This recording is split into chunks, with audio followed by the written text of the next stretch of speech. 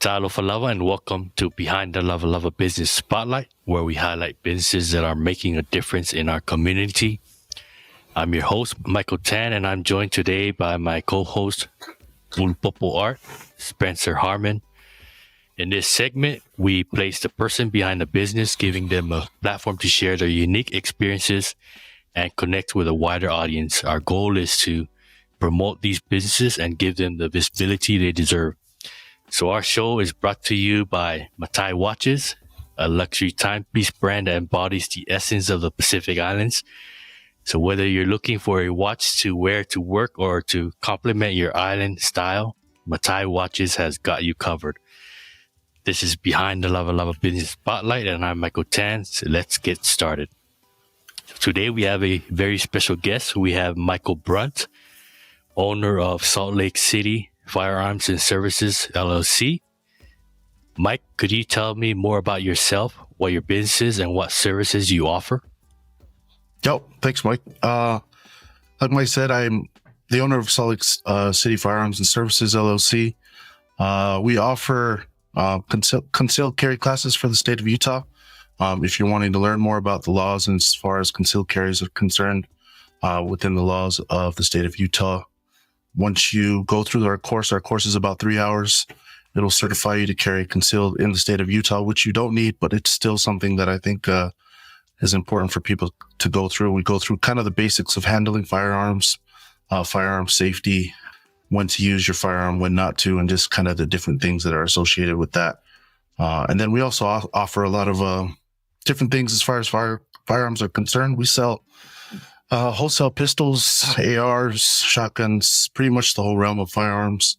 And then we also do custom work. So we build custom Glocks, custom SIGs, custom AR-15s, kind of pretty much the whole realm of custom work, what you want to get done to your pistol, trigger work, stippling, kind of the whole array as far as that's concerned. Yeah, that's pretty much us in a nutshell. So just want to learn a little background on you. Like, how did you get your start in this industry? And if you could just kind of take us back, how did you get started on this path and setting up this business of yours? Okay. This business was totally by surprise, spontaneous. I had served in the military for 21 years. I enlisted in the Utah Air National Guard in 2000. And right after high school, right when I graduated, I had no intention of staying in the military. I kind of did it for the school benefits. My dad was in the military. He had served for 21 years. So he had talked me into kind of going down that route to have some money for school.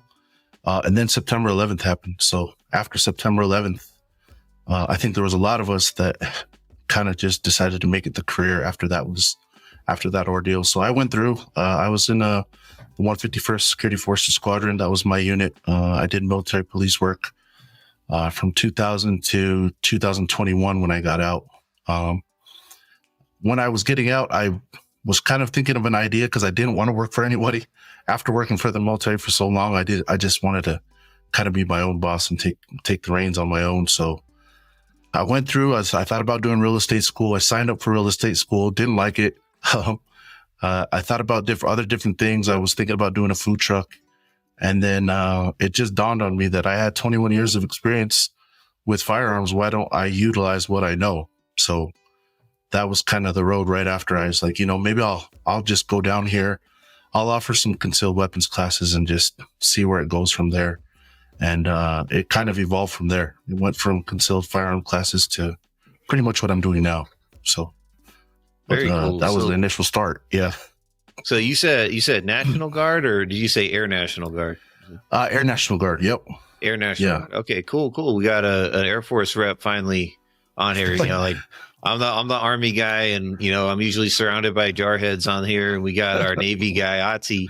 Yeah, so it's good. All right, cool. We got some more representation for the other branch. It's awesome. I'm just glad. Now you got the coffee guy. There we go. So, no, that's awesome. That's cool that you found a way to take your military experience and try to find a way to utilize it outside of transitioning back into civilian life. That's very cool.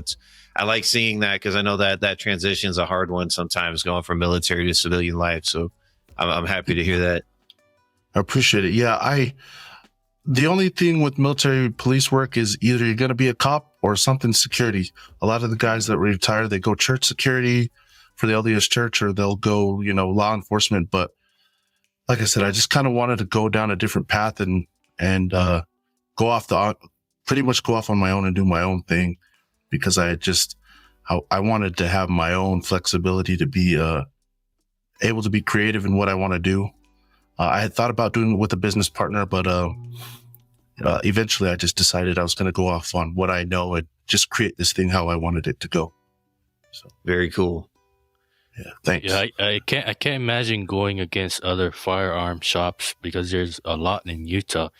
Could you tell us how you feel about that, and what makes you stand out? What makes you different from the others who are in the firearms industry as you? Yeah, you're absolutely right. It is very intimidating, if I'm being totally transparent. Especially when you kind of go to the forums or the gun shows and you meet with these, there's other big name guys that are there. You've got guys that have shops that have been around for a while. For me, I kind of attribute a lot of it to my old man. My old man's pretty stubborn.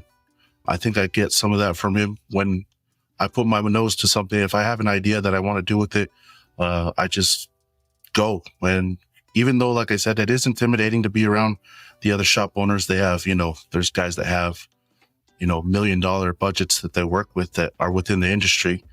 But I'm okay. I think my military experience has helped me push through different things like that. There's, just because things are hard right now, who knows? I mean, it could be something that's big eventually, or I'm just happy to have my own thing to call my own right now. So either way, I'm good. I'm good. Very cool. Yeah. So that's interesting. And like, do you find that in order to stand out from your competition, that there's a specific target audience that you want to get to, like a specific demographic that you and your business can cater to specifically? Yes. For me, with my experience, I've done a lot of different training, nothing too aggressive as far as, there's guys that are special forces guys that have a lot of different training. I try to cater my business to the first time gun owners or brand new gun owners. I think as far as what I know, I'm very competent and I feel comfortable teaching people basics as far as what to do as a first time gun owner, or maybe someone that doesn't have as much time to focus on their firearm as possible. So I like to cater to those guys more. I have a couple of other guys that are a little bit more experienced as far as maybe tactical shooting that I work with, but we generally stick to the first time gun owners or gun buyers. I think that's a bigger audience for us. And then it's also just more of a group that I feel comfortable teaching. The 2A gun guys, I like hanging out with them too, but we all have our own idea of how to shoot and what we want to shoot. And so we're more focused on safety. Weapon safety for me is what I've known for 21 years. So weapon safety is usually around the realm where I stick as far as guns.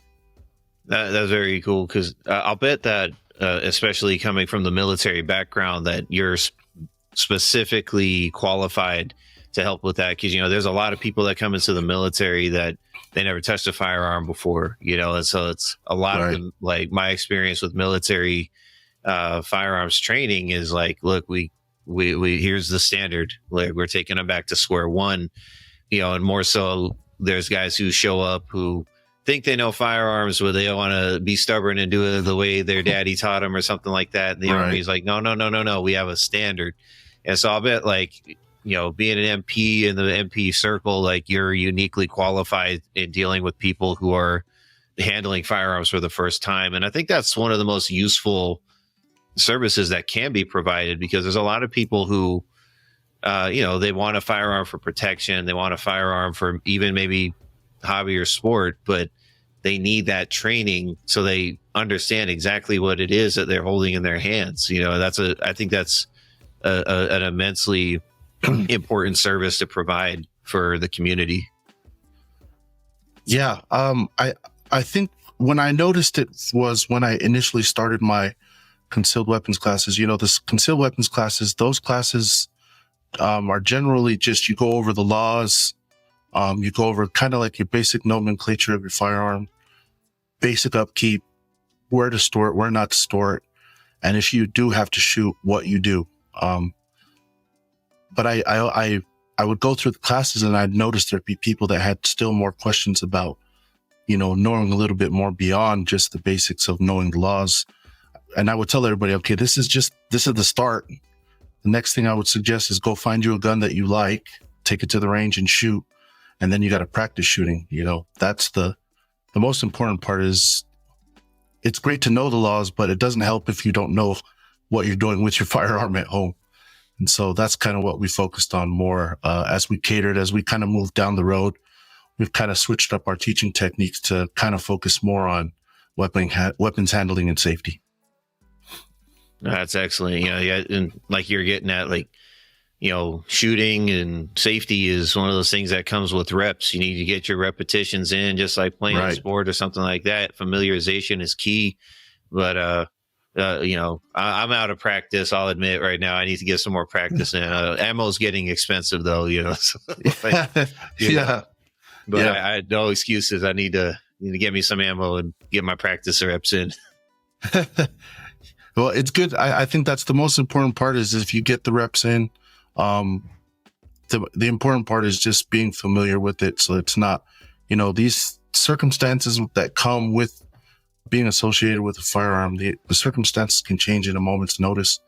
And we just want people to understand that, when you are in those situations, it's life or death for someone. It may be you or it may be the other person. So you got to make sure you know what you're doing, understanding that could be someone's last day on earth or yours. We try to emphasize how important that is to know what you're dealing with when guns are concerned, for sure. So, Mike, you said that you've been around for a while now, and could you address some of the challenges that you faced with your business? Yes. When I first initially wanted to do this, there wasn't a lot of people to reach out to learn the ropes as far as getting into the business industry. A lot of it I had to do Google, YouTube, or there was a guy I had bought a shotgun from. He was actually the one that kicked it off for me. He's out in far west Utah. I went to buy a shotgun from him, and he had a big flag hanging on his in his front yard, and he had a Army flag under his American flag. So we got to talking. I was asking him about his, said, hey, I know you notice you're a private Army. And you know how that goes. If you know any other vets, that's the one, you only need one line. Then it goes for, that transaction went into being 2 hours.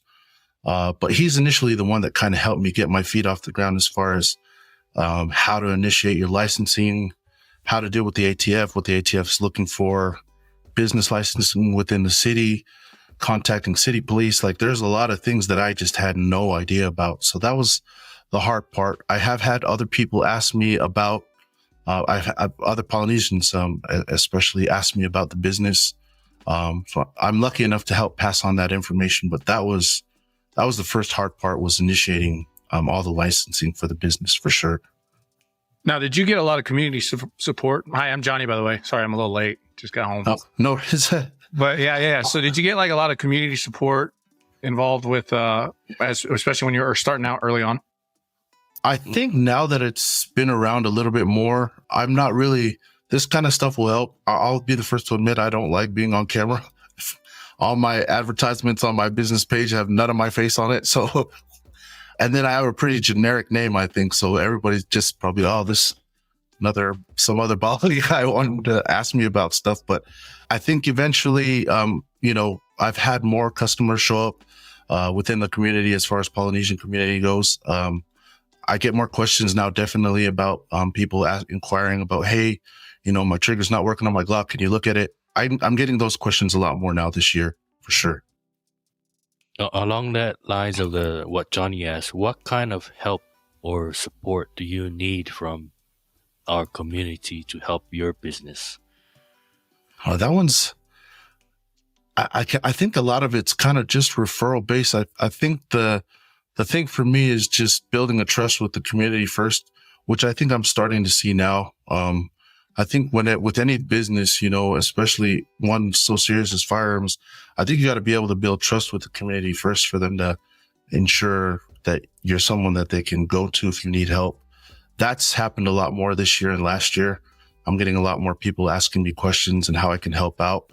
And I think that for me has helped. And then just referrals, a lot of referrals. A lot of my classes were referral based. So that helped a ton. I'm not really sure what to ask for it's like I said, this is still an early road for me.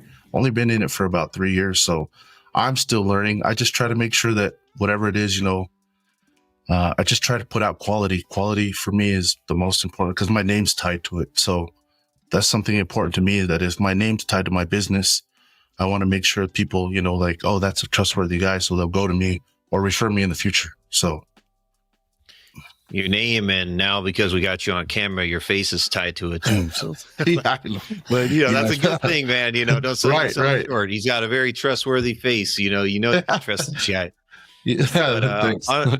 And speaking of building trust, building trust is a very important thing for businesses. I'm talking like I know.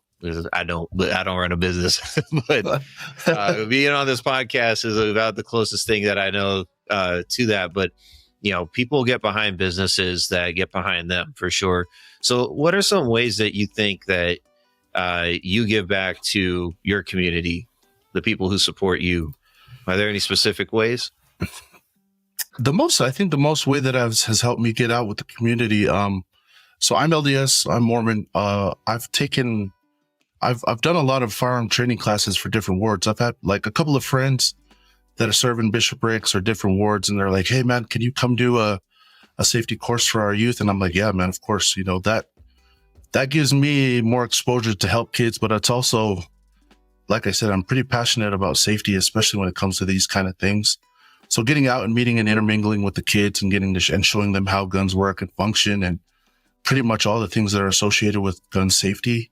I feel like it's not only helps my business, but most importantly, I think it helps our kids be safe around firearms. Those kind of things. I'll if I have the time, I'll go do them.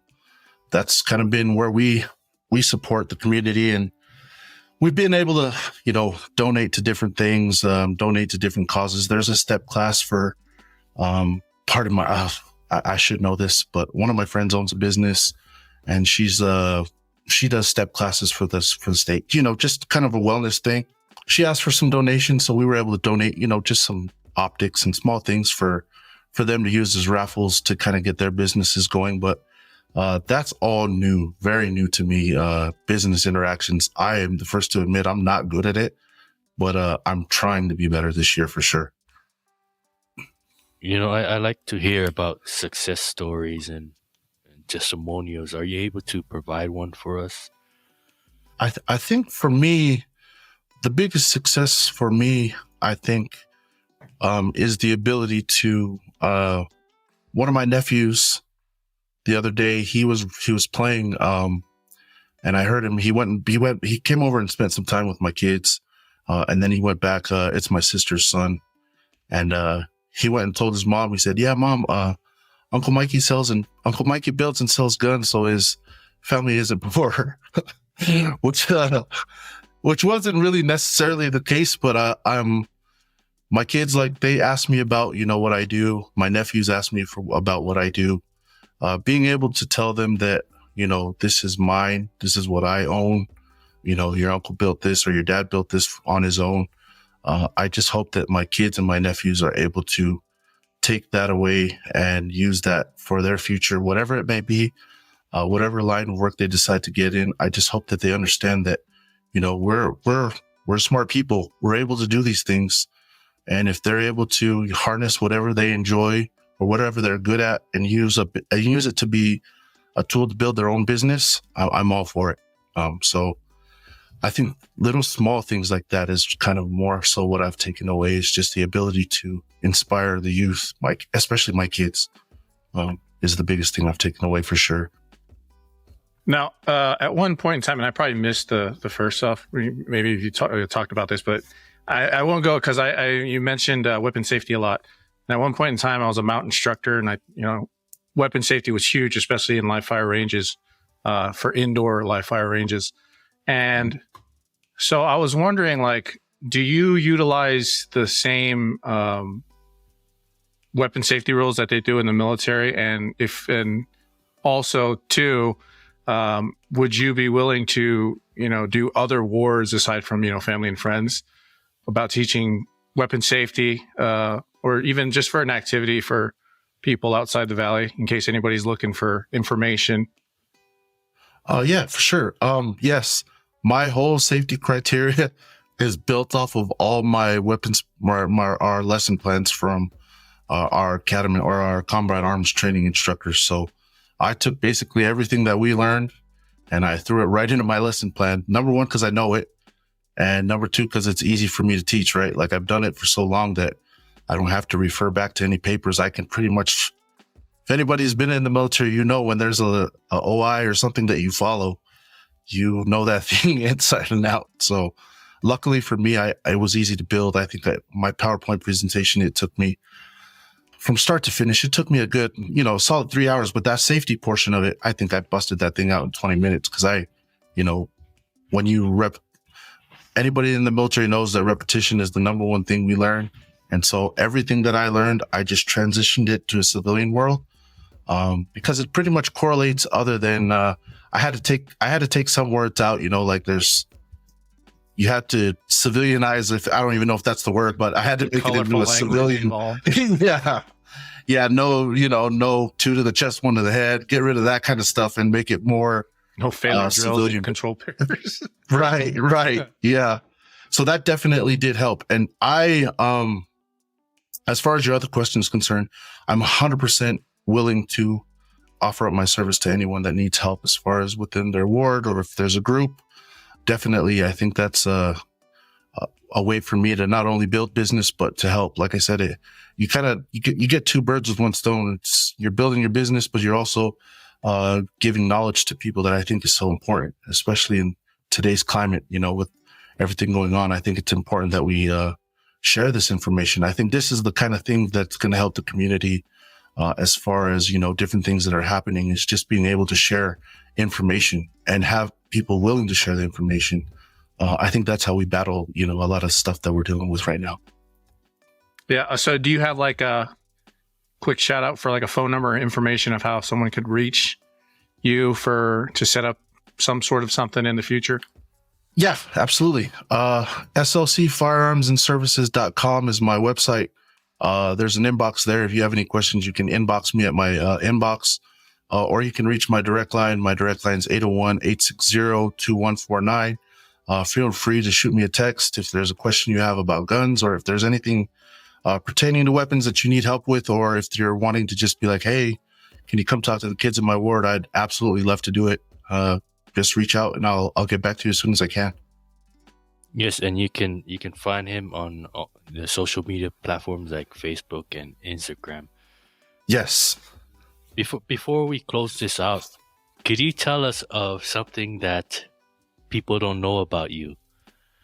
Oh, a fact that no one knows about me. Oh man. Yeah, this one's a good one. I didn't think about this one. As long as I don't have to do it, but I can karaoke a mean Elvis if you ask me to. My wife's family just found that out last year, but that don't come out too often. Dang. I bet now that they know they're gonna request it a lot more often in family gatherings, huh? Yeah, that or never ask me again, whichever one. Yeah. Oh, that's excellent. One of the viewers said to ask you about your band. So could you elaborate on that real quick? You have a band? Yes. Oh, that's probably another hidden.